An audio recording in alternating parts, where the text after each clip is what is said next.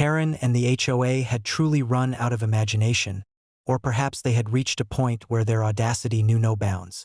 Over the years, they had flooded lakes, sabotaged docks, inflicted Carolina Reaper humiliations, released snakes, immobilized junkyard vehicles, manipulated rivers, felled willow trees, provoked biker gangs, staged explosive raids, tampered with locks, spied with ladders, flooded hotels, rigged pit traps, destroyed power lines, released surprise crocodiles, immobilized tow trucks, levied $20 million fines, built concrete hedge walls, glued locks, fined me for lake activities, slid SUVs into water, swapped EV chargers, enforced pontoon fines, confronted sheriffs, drained wetlands, floated docks, dumped sewage, attempted mall construction, defended barns with 3,000-pound bulls, repossessed lumbos, dominated forests, defended gates, aimed boats at HOA homes, stopped bulldozers at shooting ranges, deterred barn intrusions, banned neighborhoods from my forest, immobilized trespassing vehicles, flooded resorts, and orchestrated lake retaliation. And yet, in their infinite hubris, they had now built a bridge across my land. The bridge was intended to connect two HOA-owned parcels of land that were adjacent to my property. Karen proudly declared that it would shortcut across my property, asserting a claim to easement rights she did not legally possess. The audacity of this construction, erecting a permanent structure on private land without consent, was staggering. Surveillance drones immediately captured the construction progress. Heavy machinery leveling soil, concrete being poured, steel beams hoisted into place. The arrogance of assuming that I would allow this blatant trespass was breathtaking. Grandpa and I convened in the control room, surveying the situation.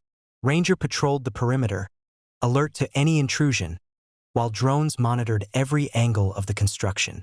The bridge spanned a slight slope, naturally susceptible to environmental shifts, a fact I had long anticipated when acquiring the land. I smiled, knowing that preparation and patience would convert their audacity into consequence. Stage 1 involved strategic assessment. I mapped the bridge's exact footprint, noting the foundational supports, weight distribution, and potential stress points. My goal was not destruction but controlled consequence, ensuring that any use of the bridge by the HOA would result in a humbling and unforgettable lesson without endangering human life. Stage 2 activated the environment. Using pre-existing water channels, levees, and small-scale reservoir systems, I created controlled erosion along the slope beneath the bridge.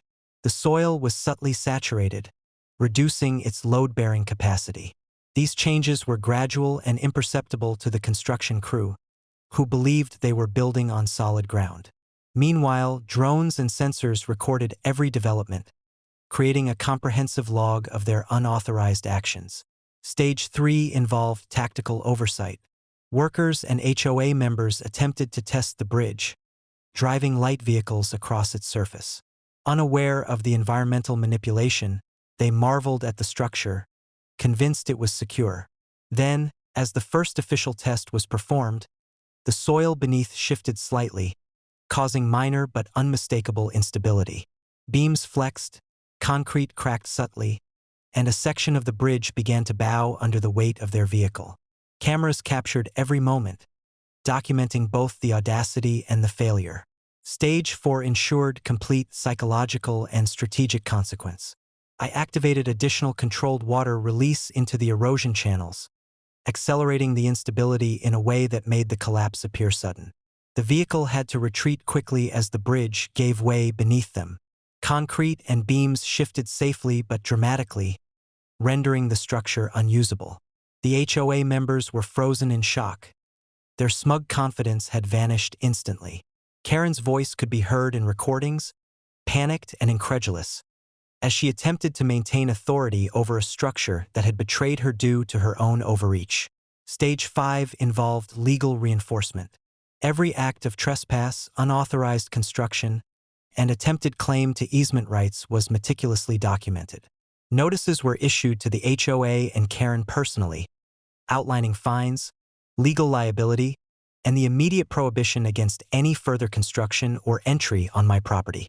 Any future attempts would be met with escalated enforcement, including property seizure and additional financial penalties.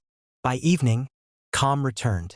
Ranger patrolled silently, drones hovered above, and the land remained intact, save for the collapsed bridge. A testament to audacity met with preparation. The HOA and Karen had learned, yet again, that on my property, attempts to assert control without consent are met with immediate, unavoidable, and unforgettable consequences. Reflecting on the incident, it became clear that ownership is not just a title. It is preparation, foresight, and the ability to convert audacity into lesson. Karen and the HOA had discovered that their hubris, when confronted with strategic mastery, leads to humiliation, legal liability, and the undeniable realization that control of property is absolute when backed by foresight.